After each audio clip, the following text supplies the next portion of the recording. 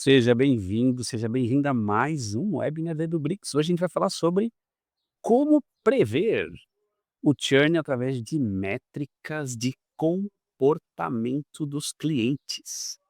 E, como o título do webinar coloca, não é o NPS que é tão celebrado ou tão comentado quando a gente fala em satisfação, quando a gente lembra de medir o nível de satisfação dos clientes. Essa métrica NPS é muito útil, não se trata de desmerecer a métrica ou de dizer que ela não vale a pena, mas para a gente prever o churn, ou seja, prever o cancelamento de um cliente que tem um contrato recorrente, um fabricante, um fornecedor de serviço, software, enfim. A gente vai analisar aqui um estudo que foi feito sobre métricas mais apropriadas, que dão a capacidade do gestor, do decisor, que está vendo o processo de adoção, onboarding, né, do novo cliente, ou seja, a chegada desse novo cliente, como ele está usando a solução, esse comportamento ele consegue fornecer dados suficientes para você apontar quais são os clientes do teu portfólio, da tua base de clientes, que podem estar pensando, avaliando, deixar a tua solução, deixar o teu contrato.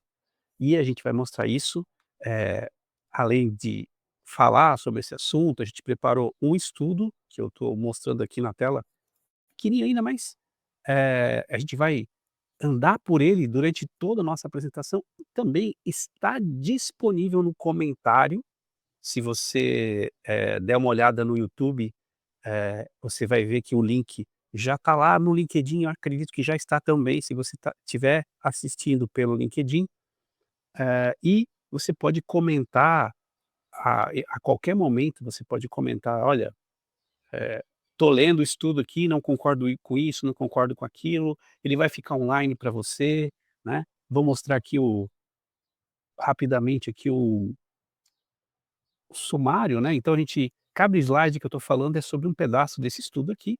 Estudo aqui a gente mesmo que criou aqui na EduBricks, com a ajuda, obviamente, dos algoritmos da inteligência artificial que fazem as pesquisas profundas na internet, e a gente buscou, tem mais de 50 fontes aqui nesse estudo, tá, e a gente fez um benchmark inclusive com o cenário global e Brasil, eu vou comentar aqui mais para frente, como algo que pode fazer a diferença no resultado das empresas com relação a prevenir o cancelamento você não está perdendo só um cliente, você não está perdendo só uma receita, você está perdendo a receita desse cliente vezes o número de meses que ele deveria ficar com você, para pagar principalmente o investimento que você fez nesse cliente para conquistar ele, que é o chamado custo de aquisição. Então, se você não consegue reter o cliente, pelo menos para ele pagar o custo de aquisição do cliente, esse cliente ele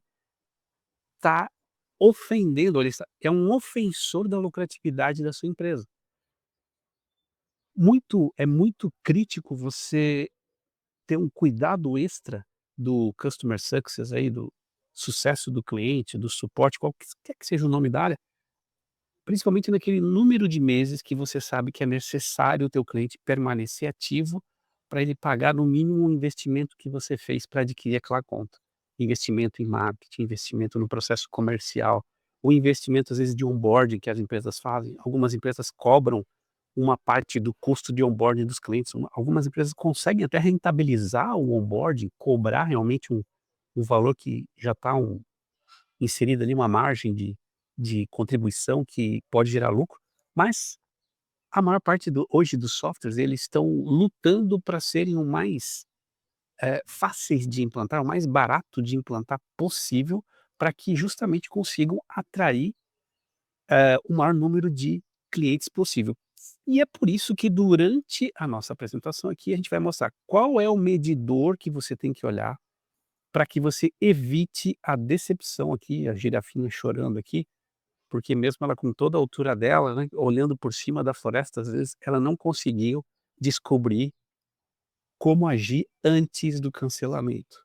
Então, a ideia é que você transforme os dados em ações para realmente prevenir o churn, porque o churn custa muito caro para sua receita, para sua linha de receita do seu DRE lá, para o seu resultado, obviamente, mas principalmente para sua marca. E fora que, quando você descobre tarde demais, como a maioria, você já perdeu o cliente, aí você começa, né, quando você recebe a notícia do cancelamento, você começa a oferecer desconto ou você começa a oferecer alguma condição extra, isso vai piorar o que nas métricas de gestão de software costuma se chamar como LTV, né, é o valor do cliente, da vida dele, ou seja, se eu analisar quantos meses em média um cliente fica com contratos ativos comigo,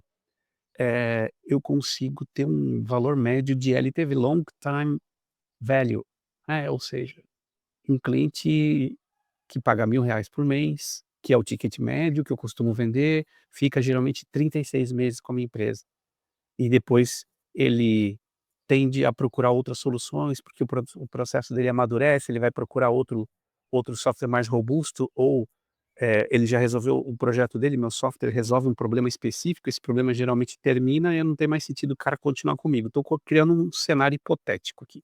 Então, meu LTV nesse caso seria 36 vezes R$ 1.000 a R$ 36.000. Então, esse seria o LTV da minha empresa. Então, eu não estou perdendo só aquele contrato, né, aquela mensalidade, eu estou perdendo tudo que ele pagou, menos negativo desses R$ 36.000. Então, é um prejuízo muito grande para a empresa, né. Então esse esforço de evitar o cancelamento é uma das coisas mais importantes que existem no mundo do serviço, do software como serviço. Todo mundo que tem receita recorrente, e uma das coisas mais importantes quando a gente fala que o NPS não é a chave para isso, porque o NPS ele não foi feito para prever nada, o NPS é uma análise pós-mortem, ele é uma análise que o teu cliente faz daquilo que ele já viu da sua empresa. Então ele mede a satisfação e não a intenção de cancelamento. Quando você tem um NPS ruim, negativo, ou seja, o cara é detrator. Né, o NPS, lembrando, é aquela escala que vai, né, de 1 a 10, e se o cara não te respondeu a partir de 8, ou seja, de 8 a 10 o cara é promotor, tem uma faixa que eu não lembro agora exatamente que ele é neutro, e tem uma faixa que ele é detrator. Ou seja, ele provavelmente vai falar mal de você para outros clientes, talvez ele já esteja iniciando o processo de selecionar um outro fornecedor. Se você já identificou que o teu NPS é negativo, se prepare, porque a menos que a tua solução não tenha um lock-in muito grande, né, o lock-in, para você que não está acostumado com termos da indústria de software, é a capacidade que você como fornecedor tem de impedir uma saída rápida do seu cliente da sua solução. Vou dar um exemplo típico, grandes sistemas de gestão empresarial, de ERPs. Né, para empresas de médio, grande porte, geralmente eles têm um lock-in muito grande, porque tem um custo de saída para o cliente. Ele vai ter que reimplantar um novo ERP, ele vai ter que, fazer um projeto, ele vai ter que, enfim, é caro para ele sair, então ele costuma pensar muito para sair de um fornecedor e ir para o outro. Isso é um lock-in grande que faz com que você tenha um pouco mais de tempo para tentar melhorar, para tentar resolver sua situação com o seu cliente. Soluções que têm um ticket médio baixo, que tem um processo de implantação rápido, simples, tem um lock-in muito baixo. Então, para o cliente tomar a decisão de saída é muito simples, é muito rápido, não exige um grande projeto. Então, você vai ter menos tempo se ele já estiver nessa faixa de detratores aqui. Então, assim, o NPS, definitivamente, ele não é feito para você, captar sinais de comportamento em tempo real, que dê tempo de você atuar para prevenir o cancelamento. O que que a gente propõe então, a gente está falando do indicador de uso. E aqui no estudo, eu vou compartilhar com você agora, eh, a gente está vendo bem isso, né, além do NPS tem o CSAT ou CSAT, que o pessoal fala também, né, que é o até o aqui nesse documento, deixa eu deixar ele um pouquinho maior aqui na tela, né, hã, falando ali sobre as faixas, né, os promotores são de 9 a 10, me corrigindo, no NPS, tá, os detratores são de 0 a 6 e o neutro é de 7 a 8, 7 e 8, né.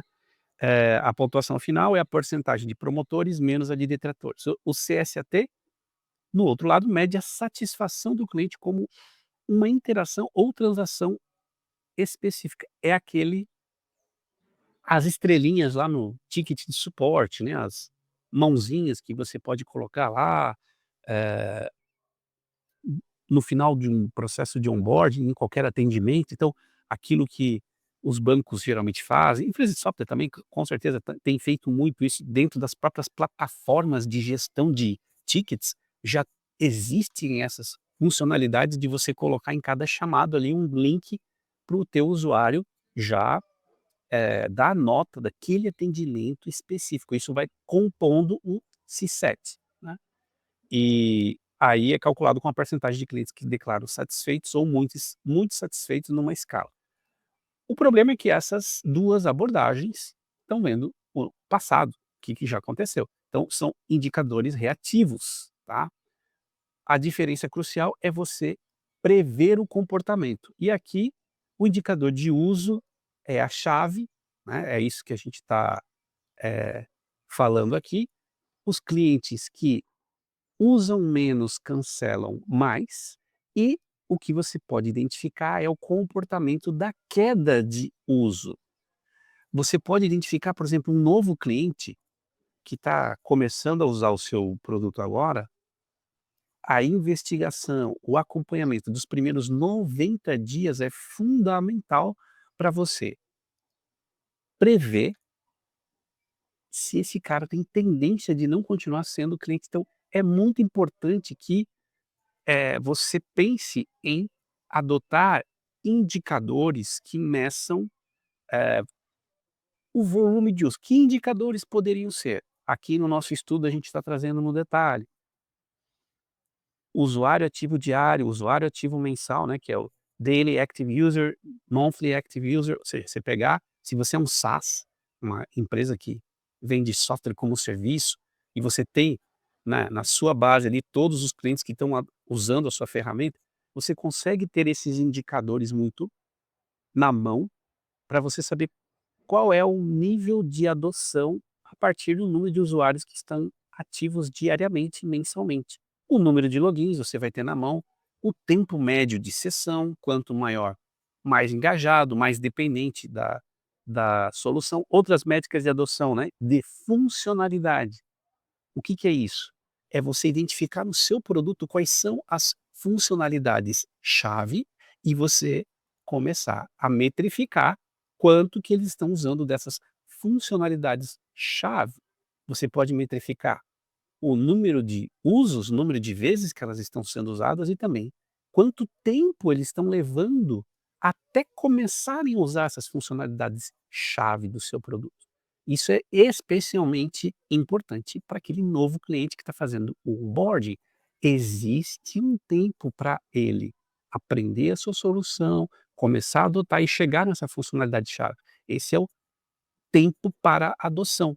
Uma métrica que é muito importante no onboarding, você monitorar que se ele tiver extrapolando a média, bandeira vermelha para esse cara, você tem que dar uma atenção especial para ele. Talvez aquele atendimento padrão não vai ser suficiente para ele.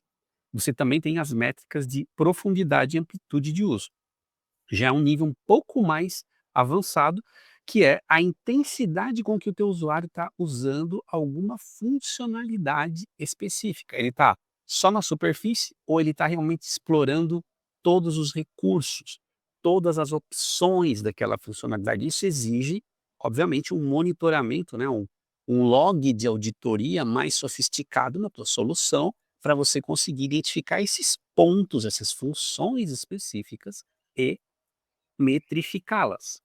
A amplitude de adoção mede a disseminação do software dentro do seu cliente. Você pode monitorar isso através do número de licenças concorrentes que estão sendo utilizadas, ou seja, quantos usuários ficam logados ao mesmo tempo, se todos os ele comprou 10 licenças, ele está usando 10 licenças?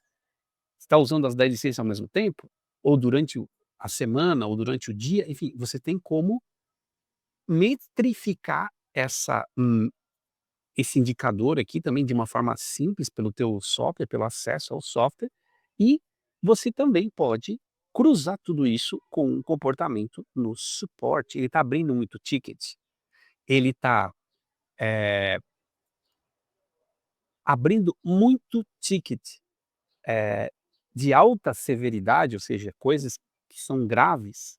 Então ele está tendo experiências que estão parando o processo dele, que estão fazendo com que o dia a dia dele seja mais difícil, com uma intensidade maior.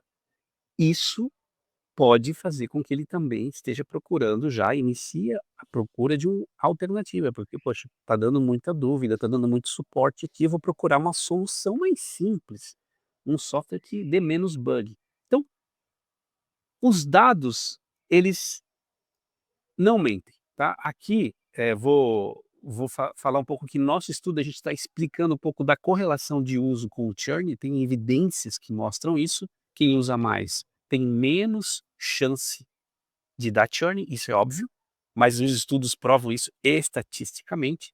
E tem aqui o CHS, o Customer Health Score. O que que é isso? É um score de saúde do cliente. Uma nota de saúde do cliente. O que que é isso? Você vai criar o seu indicador, e eu acho que essa é a melhor alternativa para você prever o teu churn, tá. Eh, Como que você vai criar esse CHS? É o teu CHS da tua empresa, da tua realidade. Não existe uma forma que vai servir para todo mundo. Você vai pegar aquela série de indicadores e talvez outros que você busque no mercado, que você já tenha na sua empresa, e criar um compilado e um indicador que vai consolidar todas essas métricas para dar uma nota, que ao ver essa nota, você vai saber se esse cliente precisa de atenção especial, ou seja, ele tem grande possibilidade de cancelamento ou não, ele está normal. Então, tem uma fonte específica aqui, né, que é a Totango Customer Success Benchmarks de 24, super atual esse estudo, que mostra que 76% dos clientes que reduziram o uso em 30% cancelaram em 3 meses. Empresas que agiram cedo reduziram o churn em até 45%. Ou seja, imagina você conseguir, eh, atuar nesses clientes que, né, esse cliente que reduziu o uso em 30%, ele é um cliente bandeira vermelha, vamos chamar assim, que merece atenção. Imagina você conseguir atuar nesses clientes de forma preventiva e fazer com que quase metade deles não cancele, ou seja, o teu trabalho chegar antes do pedido de cancelamento e resgatar esse, cliente. Para fazer isso, você tem que ir da análise à ação muito rápido. Essa configuração de alertas e quedas de uso é algo que você pode estruturar a partir do Customer Health Score, do CHS, que você vai montar da sua empresa. Mas como que eu monto isso? Olha, nesse documento aqui, você pode, eh, fazer, né, aqui tem outros insights aqui, né, você conseguir,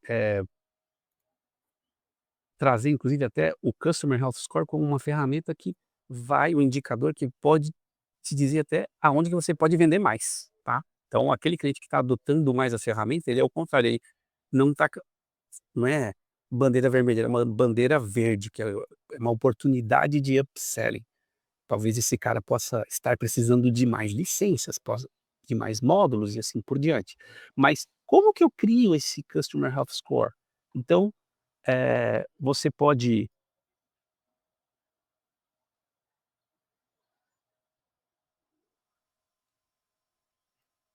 partir desse exemplo que está aqui no estudo, tá, então aqui é um exemplo hipotético de uma empresa que juntou algumas métricas de engajamento do produto, como a adoção de funcionalidade chave, lembra que eu falei desse indicador? Que vai ter um peso de 30%, o engajamento com o produto, que é o volume de utilização de licenças, esse indicador vai ter um peso de 20%, a experiência do suporte, que é a média de tickets críticos por mês, vai ter um peso de 15%, o relacionamento, a avaliação aqui do Customer Success, né, que é qualitativo através de reuniões e tal, que é a reunião do agente de Customer Success, no final da reunião ele pode dar um parecer: "Poxa, esse cliente aqui está positivo", vai ter um peso de 15%. O financeiro, se ele tem atraso no pagamento, pode ter um peso também. O sentimento, que aqui sim eu posso colocar a última avaliação de NPS, de CSAT, mas vai ter um peso de 10%. Então assim, aquilo que é indicador do passado tem um peso menor, e aquilo que eu estou vendo agora, como indicador de uso, tem um peso maior. E aí, a média disso vai me dar o Customer Health Score. E como que eu operacionalizo isso? Eu posso desenvolver um playbook de Customer Success, e esse playbook de Customer Success, ele já vai ter o que vai gerar um alerta, o gatilho para alerta de um cliente crítico e qual que é o passo a passo a partir desse alerta. Quanto tempo após o alerta? Por exemplo, tocou o alerta para um cliente, qual que é o passo 1? Investigação, no máximo 24 horas. Passo 2, alinhamento interno.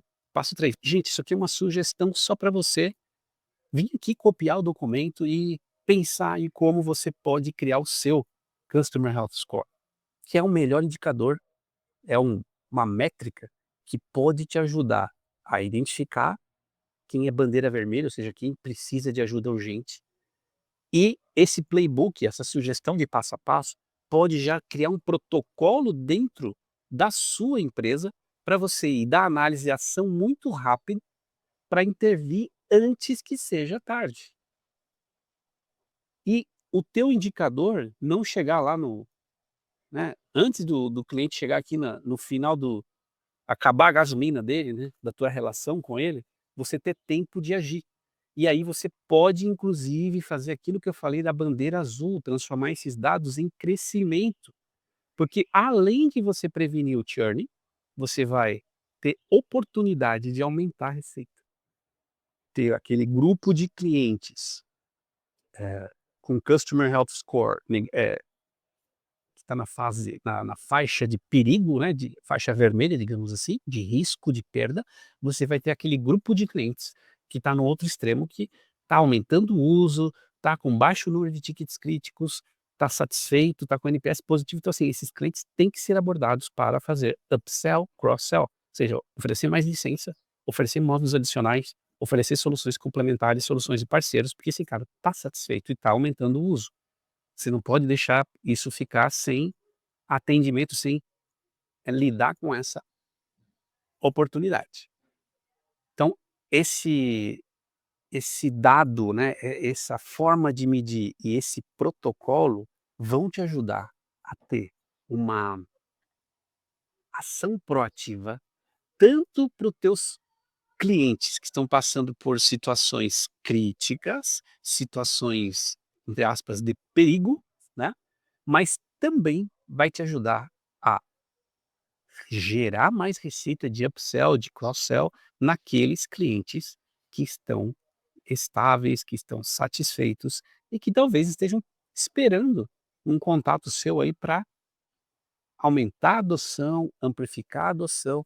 Então eu quero, antes de dar o obrigado final aqui, fazer de novo o convite para você clicar aí no link que está no YouTube, inscreva-se no canal e ter acesso a todo esse material que tem inclusive sugestões aqui para reengajamento, tá? Campanhas de e-mail, mensagens dentro da tua aplicação, conteúdo educacional, que a gente acredita muito nessa abordagem, e você pode também ver as sugestões aqui de quais são os gatilhos para achar que alguém está querendo comprar mais. Quais são os gatilhos para você ter playbooks de expansão, né. E aqui tem inclusive uma análise do mercado brasileiro versus mercado global, de métricas de churn e tal, a gente, por incrível que pareça, não está no numa colocação ruim, a gente é nosso mercado é bem maduro com relação a cuidar dos clientes, tá. Então a gente tem um percentual de churn abaixo até da média mundial, para muitas categorias de solução, e isso é um bom indicador, mostra que aqui no Brasil a gente, tem uma prática de estar próximos do cliente, de ter um contato bem, humanizado ou bem, nichado, conhecer do segmento, conhecer do perfil do cliente, e isso é um ponto positivo para o mercado, mas toda empresa, todo processo tem oportunidades, tem, eh, formas de melhorar esse processo, e o nosso guia aqui que está gratuito, sem você não precisa colocar e-mail para acessar, o link está ali para você acessar direto, fique à vontade, se você quiser deixar um comentário depois, eu agradeço, e te vejo, tenho certeza, no próximo webinar. Até mais e obrigado.